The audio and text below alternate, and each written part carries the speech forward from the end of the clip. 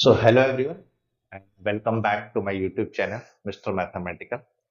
तो जैसा कि आप सब जानते हैं कि एक 2 मार्कर सीरीज मैं इस चैनल के थ्रू स्टार्ट कर चुका हूँ। इससे पहले मैं एक 1 मार्कर सीरीज चला रहा था जिसमें 100 क्वेश्चन मैंने करा दिए। ये 2 मार्कर सीरीज है। तो आप सबके लिए ये एक सीरीज बहुत बेनिफिशियल होने वाली है। इसमें क्वेश्चंस के डिटेल सॉल्यूशंस होंगे और 2 मार्कर के ही होंगे। सभी चैप्टर्स के क्वेश्चंस कवर करने की कोशिश करूंगा। अभी तक मैं 20 क्वेश्चन डिस्कस कर चुका हूँ आपके साथ 2 पार्ट के अंदर। ये नेक्स्ट मेरा 3rd पार्ट स्टार्ट हो रहा है आज, जिसमें मैं 21 क्वेश्चन से स्टार्ट करूंगा।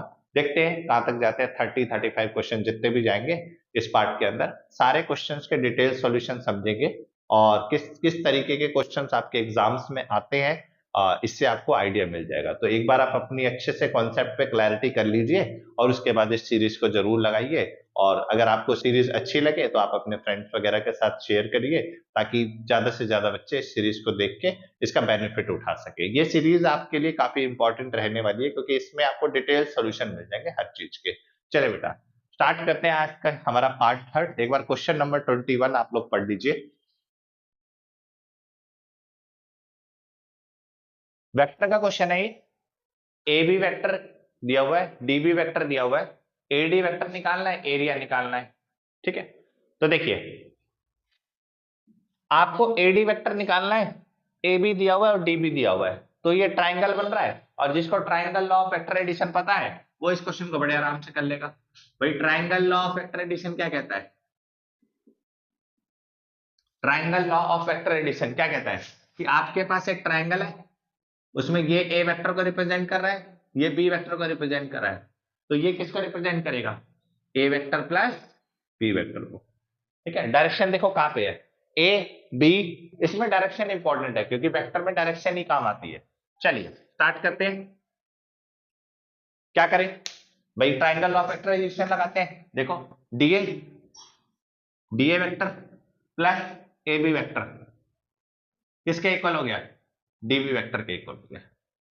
ठीक है, DA vector plus A B vector. हमें क्या निकालना? A D vector. ये कौन सा वेक्टर है? DA vector. तो इसकी डायरेक्शन चेंज कर दो, ये हो जाएगा माइनस का A D vector plus A B vector is equal to D B vector. ठीक है जी। अब ये माइनस का एडी उधर जाके क्या हो जाएगा? प्लस का एडी वेक्टर, और ए बी वेक्टर प्लस का डीबी इधर आके क्या हो जाएगा? माइनस का डीबी वेक्टर। देखो दिया हुआ है आपको ए बी वेक्टर, बिल्कुल दिया हुआ है। ए बी वेक्टर दिया हुआ है कितना? 2y minus 4j plus 5k cap. DB दिया हुआ है, दिया हुआ है 3i minus 6j plus 2k cap. यहां से कौन सा वेक्टर निकल के आएगा? एडी। कैसे? 2 minus 3 minus i cap minus 4 minus minus plus 6, तो माइनस 4 प्लस 6 कितना हो गया? Plus 2 cap. अब देखो माइनस प्लस माइनस 5 में से 2 गया प्लस 3 के कैप। तो ये आपका पहला आंसर निकल के आया, एडी वेक्टर।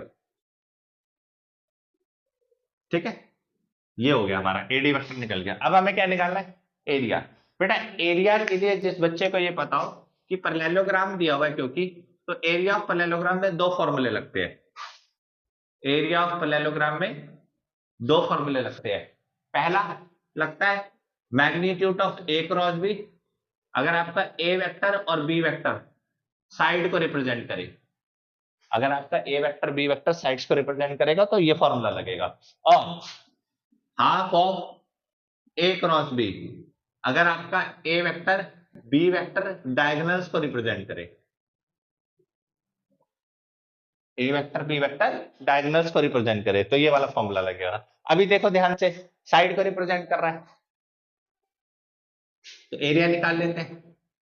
एरिया कैसे निकालेंगे भाई? DA vector cross A B vector, इसका मैग्नीट्यूड निकाल दो। तो पहले DA vector cross A B vector निकाल लेते हैं। DA vector cross A B, I J K. DA vector कहां पे है? ये रहा डीए वेक्टर, ये एडी वेक्टर है। अगर मुझे डीए निकालना है तो बस मुझे साइन चेंज करने पड़ेंगे। माइनस की जगह प्लस, प्लस की जगह माइनस, और प्लस की जगह माइनस। ये DA vector. A B vector, A B vector कहां पे है? ये रहा 2 माइनस 4 5। ठीक है, बस अब क्या करो? मल्टीप्लाई कर दो, आई कैप 5 टू जा this into this minus this into this, ठीक है। फिर this into this minus this into this, ठीक है, प्लस के cap this into this minus this into this, -4, ये हो गया -4, माइनस माइनस +4। चलिए ये हो गया माइनस का 22 आई कैप माइनस का 11 जे कैप और के कैप क्या हो गया 0। तो ये आपके पास आ गया। अब इसका मैग्नीट्यूड निकालना मुझे, तो देखो मैग्नीट्यूड कैसे निकलेगा, यहां पे निकाल लेते हैं magnitude.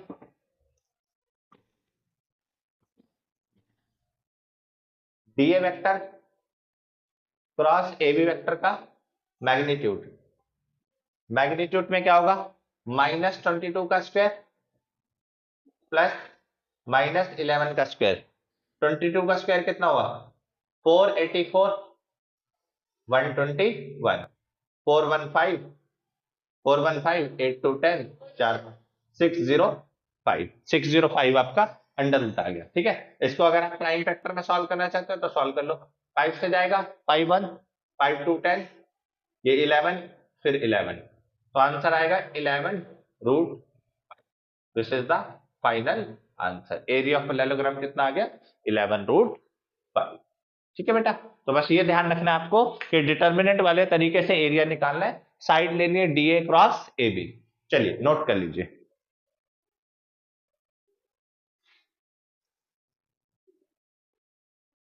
Question number 22, tan inverse minus का 1/√3 plus cot inverse 1/√3 plus tan inverse sine minus π/2। देखिए कैसे हो गए, देखिए tan इनवर्स -10 π/6 पे होता है। पहले आप सिंपल सिंपल वैल्यू चेक करते जाइए, कॉट इनवर्स कॉट 1/√3। अब अगर आपको 10 की वैल्यू याद है कि 10 60 पे √3 होता है, तो 10 कॉट 60 पे 1/√3 होता है, उसका रेसिप्रोकल हो जाता है, प्लस tan इनवर्स ये साइन ऑफ -π/2 है, तो माइनस का साइन π/2 आ गया, एक ही बात है, साइन ऑफ -π/2 माइनस का साइन π/2। चलिए अब इसके लिए आपको पता होना चाहिए कि इसकी रेंज क्या लाई करती है tan इनवर्स में। तो आप इसको ऐसे भी लिख सकते हैं tan इनवर्स 10 माइनस π/6, क्योंकि आपने अगर इनवर्स ट्रिगो में देखा होगा तो उसमें टेबल आपको दे रखी है, तो ये बिल्कुल सही है, -π/6 एक्सेप्टेबल है। तो tan इनवर्स से 10 कैंसिल होकर अगले स्टेप में आ गया माइनस का π/6। बेटा टेबल याद कर लो इसके लिए, अगर जिसको टेबल याद होगी उसको समझ आ जाएगा बड़े आराम से कि ये -π/6 क्यों एक्सेप्टेबल है, क्योंकि रेंज में आ रहा है। नेक्स्ट देखो कॉट इनवर्स से कॉट कट गया π/3, साइन 90, साइन 0 डिग्री 0, साइन 90 कितना हो गया 1, तो tan इनवर्स -1 π/3। अब फिर देखो tan इनवर्स है, अंदर देखो 1 10 पे कब होता है, तो 10 π/4 पे होता है, ठीक है। वापस माइनस ले जाओ, इसको सिंप्लीफाई कर लो, 6 आ गया प्लस 2π प्लस tan इनवर्स। क्या मैं इसको ऐसे लिख सकता हूं, बिल्कुल लिख सकता हूं, क्योंकि रेंज है मेरी -π/2 से π/2। tan इनवर्स से tan कैंसिल हो गया -π/4, यहां पे कितना आ गया π/6 और यहां पे कितना आ गया -π/4। चलिए π/6 और -π/4 को सॉल्व करते हैं, कितना आ गया 12 ले सकते हैं एलसीएम, 6 की टेबल में 2 पे और 4 की टेबल में 3 पे, तो फाइनल आंसर जो है आपका वो है माइनस का π/12। This is the final answer, note कर लीजिए। चलिए बच्चा क्वेश्चन नंबर 23 पढ़ लीजिए, fx = sin inverse x² - 4, domain और रेंज निकालनी है। देखिए बेटा डोमेन और रेंज दोनों प्रॉब्लमेटिक होते हैं, बच्चों को समझ नहीं आता कि हम किस तरीके से निकालें, तो एक बार इसका प्रोसेस आप समझ गए तो उसके बाद आप हर क्वेश्चन की डोमेन और रेंज बड़े आराम से निकाल सकते हैं। डोमेन क्या होता है, बेसिकली आप x की ऐसी वैल्यू डालें जिससे आपके फाइनल आंसर आए, वो रेंज हो जाएगा। डोमेन वो जो वैल्यू डाली, रेंज वो जो वैल्यू आई। जैसे अगर मैंने आपसे बोला साइन x के बारे में बात करता हूँ, y = sin x, ठीक है, तो आप इसमें x की क्या क्या वैल्यू डालते हैं, एंगल्स में डालते हैं। जैसे आपने डाला sin π/2, तो साइन पाई बाय 2 पे आंसर कितना है 1। तो इसका मतलब क्या हुआ, डोमेन डाली पाई बाय 2, रेंज आई 1। ठीक है, अब ये तो एक एक वैल्यू होगी, ऐसी बहुत सारी वैल्यू मिलके डोमेन और रेंज बनाती है। चलिए, तो कैसे निकालते हैं डोमेन, पहले आप देखिए ध्यान से, F X equal to sine inverse X square minus 4। और आप एक चीज समझते हैं, साइन इनवर्स एक्स की जो डोमेन होती है वो -1 से 1 होती है, यानी कि जो एक्स होता है वो कहां से कहां तक डाल सकते हैं, -1 से 1। लेकिन यहाँ आपका फंक्शन चेंज हो चुका है, एक्स स्क्वायर -4 हो गया है, तो आपको बताना है इसकी डोमेन क्या होगी। तो कोई दिक्कत नहीं है, आप एक चीज देखो कि इसको आप बाउंड कर सकते हैं -1 से 1 के बीच में, बस। -4 इधर आके क्या हो जाएगा, +4, -4 उधर जाके क्या हो जाएगा, +4, ये हो जाएगा 3, ये हो जाएगा 5। ये है लीनियर इनइक्वालिटी, इसको थोड़ा आराम से सॉल्व करना होता है। आप एक काम करो, दोनों को अलग अलग कर लो। 3 less than equal to X square, X square less than equal to 5। ठीक है, अब देखो 3 less than equal to X square को मैं ऐसे भी लिख सकता हूँ, X square greater than equal to 3, दोनों बातें सेम है। ये हो गया एक्स स्क्वायर, प्लस का 5 इधर आके क्या हो गया, माइनस का 5, प्लस का 3 इधर आके क्या हो गया, माइनस का 3। ए स्क्वायर माइनस बी स्क्वायर वाली आइडेंटिटी बन रही है, ए माइनस बी, ए प्लस बी। ठीक है बच्चा, आगे देखो, ए माइनस √5, ए प्लस √5, बस। अब नंबर लाइन पे दोनों के सॉल्यूशन निकालने हैं, लेकिन दोनों के सॉल्यूशन देखो कैसे निकालूंगा मैं नंबर लाइन बना रहा हूं, एक पे पॉइंट आ रहा है √3 माइनस का, और एक का प्लस का √3, ये हो गया माइनस का √3, ये हो गया प्लस का √3। उसी के नीचे मैं एक और नंबर लाइन बना रहा हूँ इसकी, एक पे पॉइंट आ रहा है माइनस का √5, एक पे पॉइंट आ रहा है प्लस का √5। अब आपको पता है √3 यहाँ पे होगा, √5 इससे आगे रहेगा, क्योंकि √5 बड़ा होता है √3 से। चलिए, अब इसके सॉल्यूशन देखते हैं। कह रहे हैं आप इसके सॉल्यूशन निकालने हैं, तो इसके सॉल्यूशन निकालने के लिए आपको ये पता होना चाहिए कि इसका जो रिजल्ट आ रहा है वो पॉजिटिव आ रहा है। ग्रेटर देन 0 का मतलब क्या होता है, पॉजिटिव। लेस देन 0 का मतलब क्या होता है, नेगेटिव। यानी इसके पॉजिटिव वाले सॉल्यूशन लेंगे नंबर लाइन से, इसके नेगेटिव वाले सॉल्यूशन लेंगे नंबर लाइन से, और हमें दोनों को कंबाइन करना है, तो दोनों के कंबाइन सॉल्यूशन लेंगे। अब देखते जाइए, √3 से कोई भी बड़ी वैल्यू डालिए, जैसे ही आप √3 से बड़ी वैल्यू डालेंगे नंबर लाइन पे, तो √3 से बड़ी, ये पॉजिटिव, ये पॉजिटिव, तो आंसर क्या आएगा, पॉजिटिव। वेरिकन मेथड होता है, ये पॉजिटिव तो ये नेगेटिव, ये नेगेटिव तो ये पॉजिटिव, बस इतना ही करना है। इसमें भी देखें, √5 से कोई भी बड़ी वैल्यू डालिए, ये पॉजिटिव, ये पॉजिटिव, तो ये पॉजिटिव देगा √5 से बड़ी वैल्यू पे, तो ये बीच में नेगेटिव देगा, ये फिर यहाँ पे पॉजिटिव देगा। अब आप देखो, इसके हिसाब से आपको पॉजिटिव रिजल्ट चाहिए, इसका मतलब रिजल्ट आपका यहां से लेकर इंफिनिटी तक, और -∞ से लेकर -√3 तक। बात समझ आई। चलिए आगे देखते हैं, इसके हिसाब से आपको नेगेटिव रिजल्ट चाहिए, तो इसके हिसाब से नेगेटिव रिजल्ट ये। अब दोनों का कंबाइंड रिजल्ट चाहिए, कभी भी दोनों का कंबाइंड रिजल्ट चाहिए हो तो ऐसे ही बनाना, एक ऊपर एक नीचे। अब बस लाइन बनाओ, एक बना दो -√5 पे लाइन, एक बना दो -√3 पे लाइन, एक बना दो √3 पे लाइन, एक बना दो √5 पे line.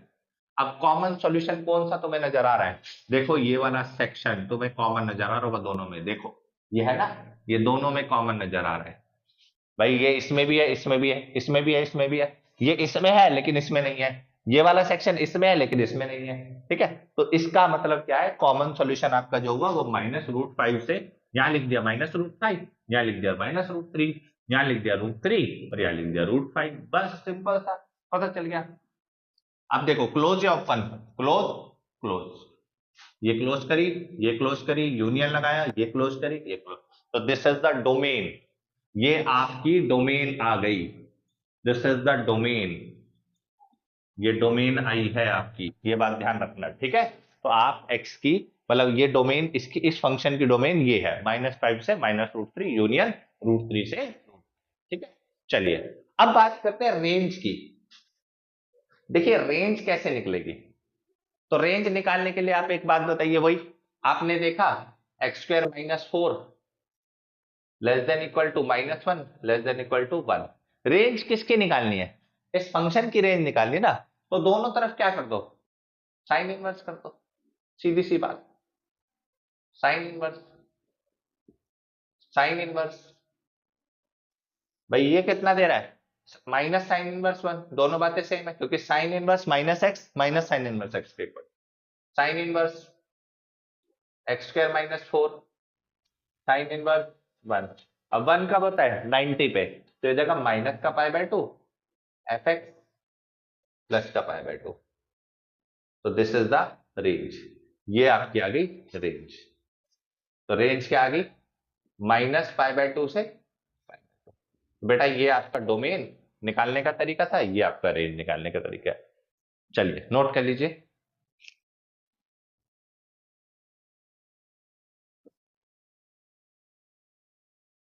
Question number 24, F X is equal to mod 10 two X, single derivative निकालना है at X is equal to pi by 3।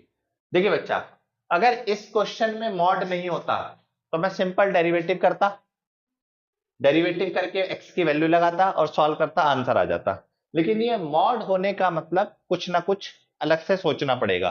तो देखिए ये मॉड है, इसका मतलब जब आप डेरिवेटिव करो या तो पॉजिटिव साइन आएगा या नेगेटिव साइन आएगा, और नेगेटिव और पॉजिटिव कौन डिसाइड करेगा, एंगल। यहां पे देखो x की वैल्यू क्या है पाई बाय 3, तो x belongs to first quadrant, pi by 3 का मतलब फर्स्ट क्वाड्रेंट। लेकिन 2x जैसे ही आप दोनों तरफ 2 से मल्टीप्लाई करोगे तो 2x is equal to 2 pi by 3। तो इसका मतलब 2x किससे बिलोंग कर रहा है, 2x बिलोंग कर रहा है सेकंड क्वाड्रेंट से।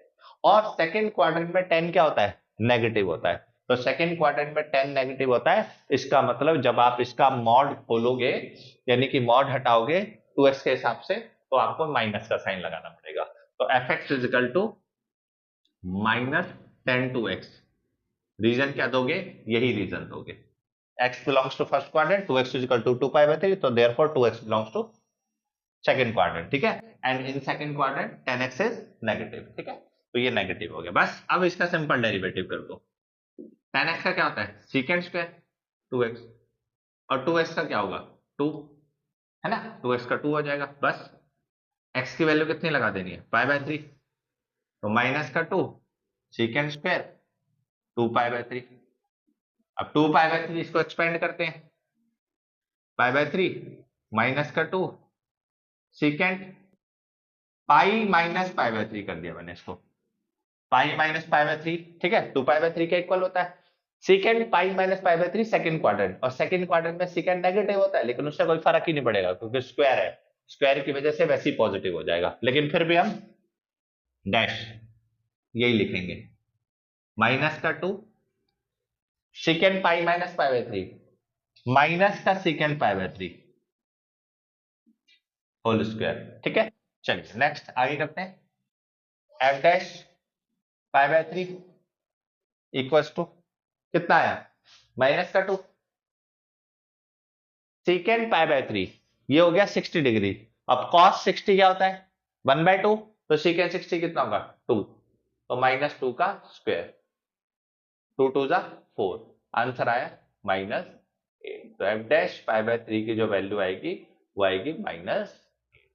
ठीक है, तो बस ये मॉड वाली बात याद रखना कि एंगल डबल हो रहा है, तो एंगल डबल हो रहा है तो वो अपना क्वाड्रेंट चेंज कर रहा है, क्वाड्रेंट चेंज होने की वजह से साइन नेगेटिव और पॉजिटिव डिसाइड होते हैं। ठीक है, चलिए नोट कर लीजिए।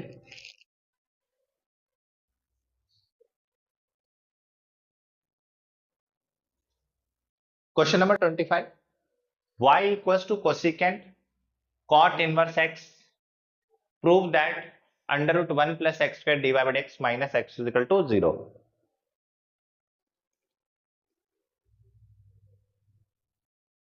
देखिए कैसे करेंगे,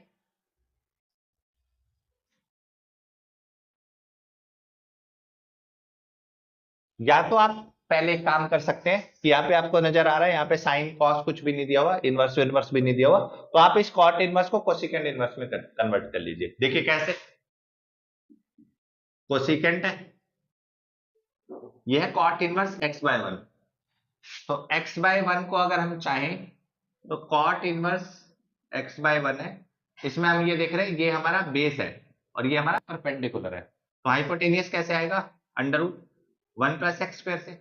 तो इसको कोसिकेंट इनवर्स में कन्वर्ट करने का क्या फॉर्मूला होगा, देखो कोसिकेंट होता है आपका हाइपोटेनियस अपॉन में परपेंडिकुलर, तो हाइपोटेनियस कितना आ गया 1 प्लस एक्स स्क्वायर, परपेंडिकुलर कितना आ गया 1।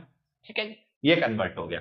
बस ये आप साइड में करके दिखा सकते हैं, इसको डायरेक्ट लिख दिया मैंने cosecant inverse under root 1 plus X square by 1, तो एक कोसिकेंट इनवर्स से कॉस कट गया, क्या बचा आपके पास? बस अब डिफरेंशिएटिंग बोथ द साइड कर दीजिए भाई। वाई डैश का क्या होगा? वाई का क्या होगा? D Y D X. Under root X का क्या होगा? 1/2 अंडर रूट एक्स, और 1 प्लस एक्स स्क्वायर का कितना होगा? 2x into D x. 2 से 2 कैंसिल, डिवाइड में उधर जाके मल्टीप्लाई, ये नहीं होगा dx, डिवाइड में उधर जाके मल्टीप्लाई, इक्वल्स टू 2x। ठीक है, 2 से 2 कट गया, सिर्फ x आ गया। अब प्लस का x इधर आके क्या हो जाएगा? माइनस का x। ठीक है जी, प्लस का x इधर आके माइनस का x। तो यही आपको प्रूफ करना था, वो आपने प्रूफ कर दिया। Hence proof under root 1 plus X square divide by x minus x equal to 0। तो बस ये स्टेप करके दिखा दीजिए आप, और आपका सॉल्यूशन कंप्लीट हो जाएगा। नोट कर लीजिए।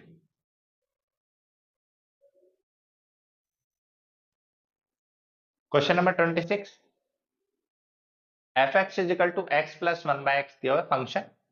कैपिटल M डिनोट कर रहा है local maxima, small m denote कर रहा है local minima. Capital M minus small m की वैल्यू आपको निकालनी है। तो मैक्सिमा मिनिमा का क्वेश्चन है, देखिए कैसे होगा भाई। मैक्सिमा मिनिमा में आपको पता है कि एक बार सिंगल डेरिवेटिव कर दो, सिंगल डेरिवेटिव करोगे x का कितना 1, और 1 बाय एक्स का कितना माइनस का 1 बाय एक्स स्क्वायर। ठीक है, सिंगल डेरिवेटिव को किसके इक्वल रख दो? 0 के इक्वल रख दो क्रिटिकल पॉइंट निकालने के लिए। ठीक है जी, माइनस का 1 बाय एक्स स्क्वायर उधर जाके क्या हो जाएगा? प्लस का 1 बाय एक्स स्क्वायर। ये हो गया X square is equal to 1, X की वैल्यू कितनी आ गई? प्लस माइनस 1, एक्स की 2 वैल्यू आ गई। अब बस कुछ नहीं, डबल डेरिवेटिव कर दो। जैसे डबल डेरिवेटिव करोगे 1 का 0, और माइनस 1 बाय एक्स स्क्वायर का कितना होगा? 2 बाय एक्स क्यूब, क्योंकि ये होगा माइनस एक्स की पावर -2, और एक्स की पावर -2 का होता है -2 एक्स की पावर -3। तो माइनस माइनस क्या हो गया? प्लस, तो 2 बाय एक्स क्यूब। ये हो गया डबल डेरिवेटिव। अब आपको मैक्सिमम और मिनिमम चेक करना है, तो डबल डेरिवेटिव को चेक करो क्रिटिकल पॉइंट। चलिए जी, जब मैं x की वैल्यू 1 डाल रहा हूं, जब मैं x की वैल्यू 1 डाल रहा हूं डबल डेरिवेटिव में, तो डबल डेरिवेटिव में 1 डालने पर 2 0 से बड़ा, 2 इज ग्रेटर देन 0। तो ये मिनिमा है, ये मैक्सिमा है। तो आप बोलोगे कि लोकल मिनिमा हो गया, लोकल मिनिमा हो गया। और जब आप x की वैल्यू -1 डाल रहे हो, तो ये डबल डेरिवेटिव कितना हो गया? -1, यानी कि -2 लेस देन 0। तो ये हो गया लोकल मैक्सिमा। अब आपको लोकल मिनिमा और लोकल मैक्सिमा पता चल गया। मैक्सिमा किसको रिप्रेजेंट कर रहा है? m को। तो लोकल मैक्सिमम वैल्यू कैसे निकलेगी भाई? लोकल मैक्सिमम वैल्यू, यही वैल्यू जो आपकी आ रही है 1 और -1 जो पॉइंट आ रहे हैं, इसको आप फंक्शन में डाल दो। चलिए जी, थर्ड पार्ट हम करते हैं, फंक्शन में डालते हैं। जब 1 डाला तो 1 प्लस 1 बाय 1, 1 प्लस 1 कितना आ गया? 2। अब देखिए 1 किसको डिनोट कर रहा है? मिनिमा को। तो स्मॉल m की वैल्यू क्या होगी? 2, मिनिमम वैल्यू 2 होगी। चलिए नेक्स्ट -1 डालते हैं। -1 -1 -1 बाय 1 -2। कैपिटल M किसको रिप्रेजेंट कर रहा है? ये देखो -1 किसको रिप्रेजेंट कर रहा है? मैक्सिमा को। तो कैपिटल M की वैल्यू कितनी होगी? -2। आपको वैल्यू किसकी चाहिए थी? Capital M minus small m, -2 -2। तो -2 कितना हो गया? -4। तो ये आपका फाइनल आंसर है, नोट कर लीजिए।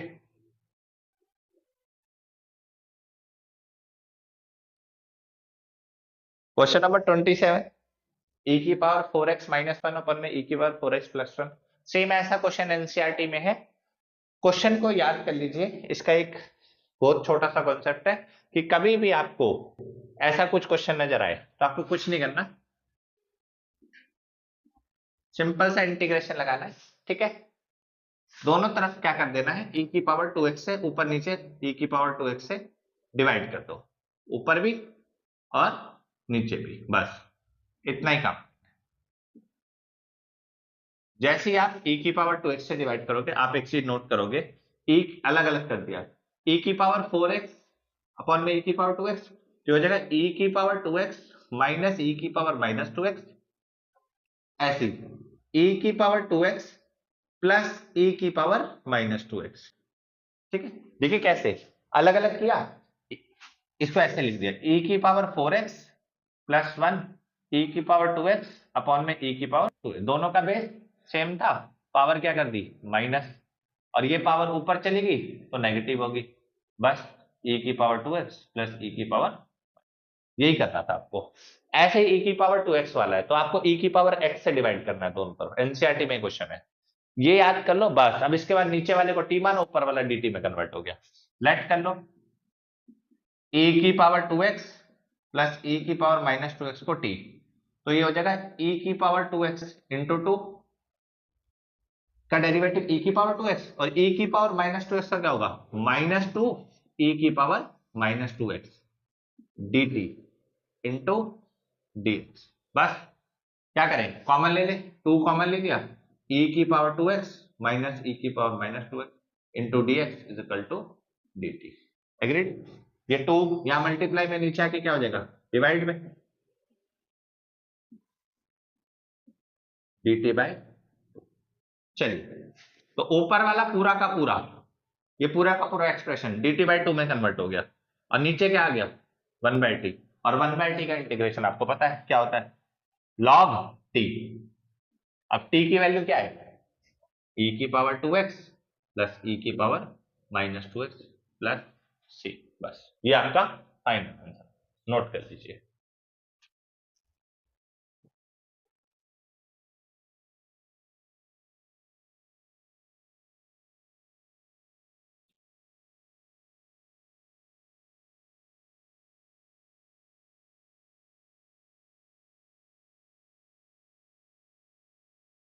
Question number 28, fx is equal to e की पावर x माइनस e की power minus x plus x minus ten inverse x is strictly increasing, show करना है आपको।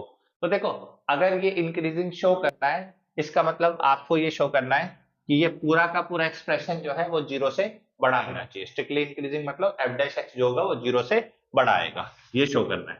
तो देखिए सबसे पहले डेरिवेटिव कर ही लेते हैं, e की पावर x का e की पावर x, ठीक है, और e की पावर x का क्या होता है, e की पावर माइनस x का माइनस e की पावर x, माइनस पहले से ही है, तो प्लस e की पावर माइनस x, x का कितना 1, टेन इनवर्स x का कितना 1 अपॉन में 1 प्लस एक्स स्क्वायर, ठीक है। चलिए अब देखते हैं, थोड़ा सा इसको सिंप्लीफाई करते हैं, f डैश x, अगर मैं आपसे बोलूं e की पावर x प्लस e की पावर माइनस x, इसको एक साथ ले लेता हूं और इस एक्सप्रेशन को एक साथ ले लेता हूं। चलिए अब आपको ये शो करना है कि ये पूरा का पूरा जो डेरिवेटिव है, ये पूरा एक्सप्रेशन ये जीरो से बड़ा आना चाहिए, मतलब ये सारा का सारा रिजल्ट पॉजिटिव। तो चेक करते हैं, एक बात नोट करो, e की पावर x तो हमेशा जीरो से बड़ा होगा ऑलवेज, आप x की वैल्यू कुछ भी डाल लो, e की पावर x तो हमेशा जीरो से बड़ा ही होगा, ठीक है जी। बात समझे क्यों, क्योंकि e की वैल्यू होता है 2.71, अब पावर नेगेटिव डालो पॉजिटिव डालो जीरो डालो, वो हमेशा जीरो से बड़ा ही आंसर देगा। सेम ऐसे e की power minus x always greater than zero, तो जब ये दोनों ग्रेटर देन जीरो है तो कंडीशन नंबर 1 और कंडीशन नंबर 2 इन दोनों को अगर हम देखें तो ये दोनों भी तो जीरो से बड़े ही होंगे, ऑलवेज पॉजिटिव होंगे, ऑलवेज पॉजिटिव। भाई ये कभी जीरो के बराबर नहीं आ सकते, जीरो से बड़े ही आएंगे, ठीक है जी। तो इसका मतलब इस एक्सप्रेशन के ऊपर डिपेंड नहीं करता, मेन आता है ये एक्सप्रेशन। तो देखिए इस एक्सप्रेशन को कैसे करते हैं, कैसे शो करें, देखो ये तो एक्सपोनेंशियल फंक्शन है, इसको तो आप डायरेक्ट बोल दो कि हाँ e की power s greater than zero always, ठीक है।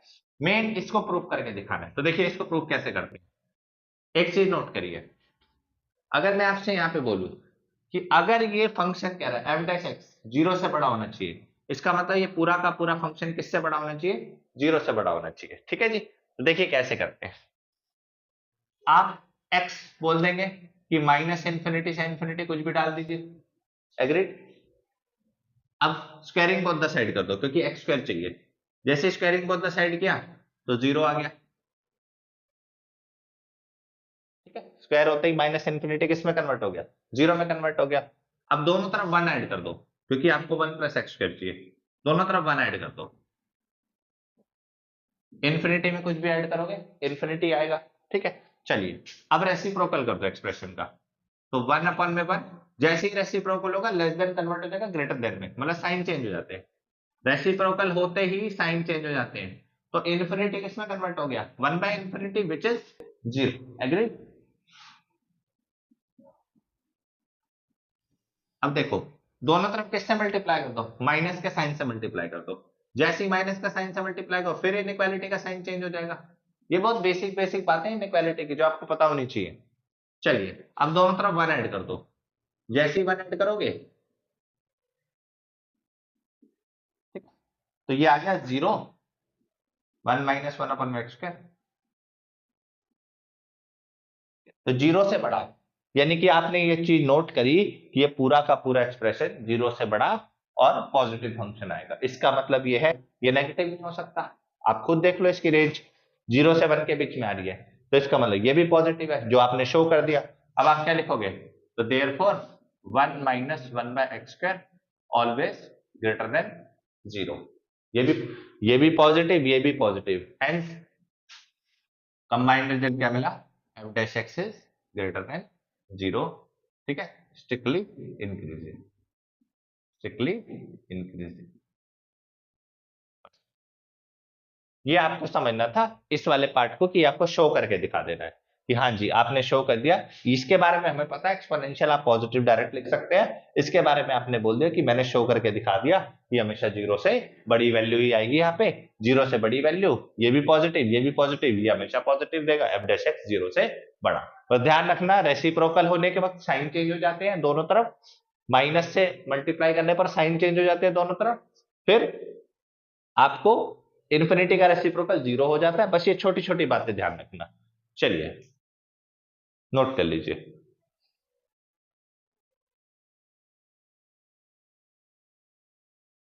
Question number 29, secant square tan inverse 1/2 plus cosecant square cot inverse 1/3, इसको आपको सॉल्व करना है।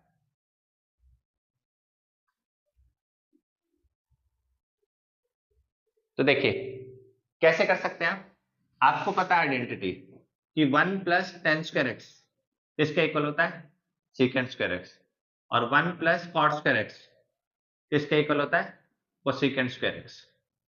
ये दोनों आपको पता होने चाहिए। ठीक है, इसी का यूज करेंगे। सीकेंड स्क्वायर एक्स को कन्वर्ट कर देंगे 1 plus tan square tan inverse 1/2, agreed. ऐसी कोसेकेंड स्क्वायर एक्स को कन्वर्ट कर देंगे 1 plus cot square cot inverse 1/3। क्यों किया, क्योंकि कॉट से कॉट इनवर्स कट जाएगा इसलिए कर दिया। 1 प्लस 1 कितना 2, स्क्वायर ऊपर भी लिख सकते हैं ऐसे करके, बिल्कुल लिख सकते हैं जी। tan इनवर्स 1/2 प्लस कॉट बाहर लिखा cot inverse 1/3 whole square. tan inverse से tan गया, कॉट इनवर्स से कॉट गया, क्या बचा 2 प्लस 1/2 का होल स्क्वायर प्लस 1/3 का होल स्क्वायर। इसको सिंप्लीफाई कर दिया 1/4 प्लस 1/9, एलसीएम ले लिया 36 72 9 4 72 81 85/36, फाइनल आंसर आ गया 85/36। नोट कर लीजिए।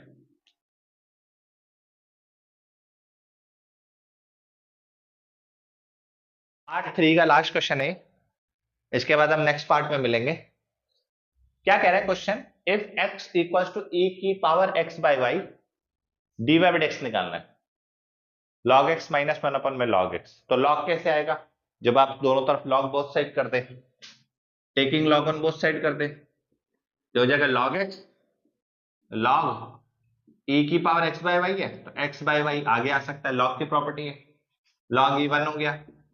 तो आपका जो फाइनल एक्सप्रेशन आया log x is equal to x by y। बस अब क्या करो, ये डिवाइड में इधर आके मल्टीप्लाई में कर दो, y log x equals to x। अब प्रोडक्ट रूल लगा दो, y छोड़ा log x का किया 1/x प्लस log x छोड़ा y का किया dy बाय dx, x का किया कितना आया 1, एग्रीड। बस अब क्या करना है आपको, dy by dx left side पर रखना है, dy by dx left side पर रखना है, और ये रहा y बाय x प्लस का उधर जाके माइनस का y बाय x हो जाएगा log x।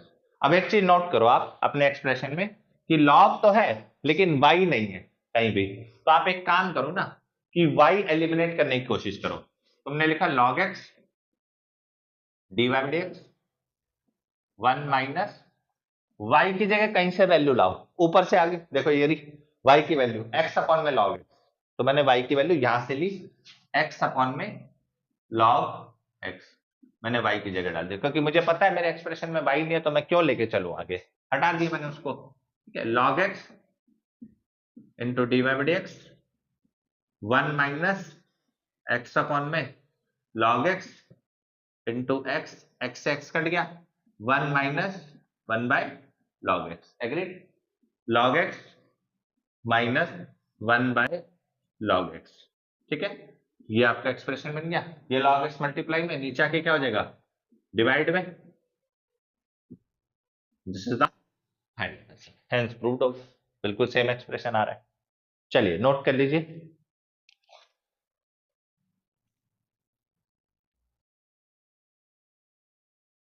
चलिए बच्चे आज के लिए इतना ही, ठीक है। अब मिलते हैं अगले पार्ट में, इसी तरीके से हम 2 मार्कर की सीरीज, और जल्द ही फिर मैं 3 मार्कर की सीरीज भी अपने यूट्यूब चैनल पे स्टार्ट करने वाला हूं, तो आप चैनल के साथ जुड़े रहिए, सब्सक्राइब कर दीजिए चैनल को, ताकि और बेल आइकन जरूर दबाइए ताकि आपको नोटिफिकेशन टाइम से मिलती रहे, ठीक है बच्चा। ध्यान रखिए अपना, पढ़ते रहिए, कोई भी डाउट हो, किसी तरह की कोई प्रॉब्लम हो, वीडियो को दोबारा देखिए, क्वेश्चंस को दोबारा देखिए, समझिए, और इंपॉर्टेंट क्वेश्चंस हैं, एग्जाम्स में बच्चे छोटी छोटी गलतियां करते हैं जिसकी वजह से मार्क्स ज्यादा कटते हैं, ठीक है बच्चा। ध्यान रखिए, पढ़ते रहिए, मिलते हैं अगले पार्ट में, ओके बच्चा।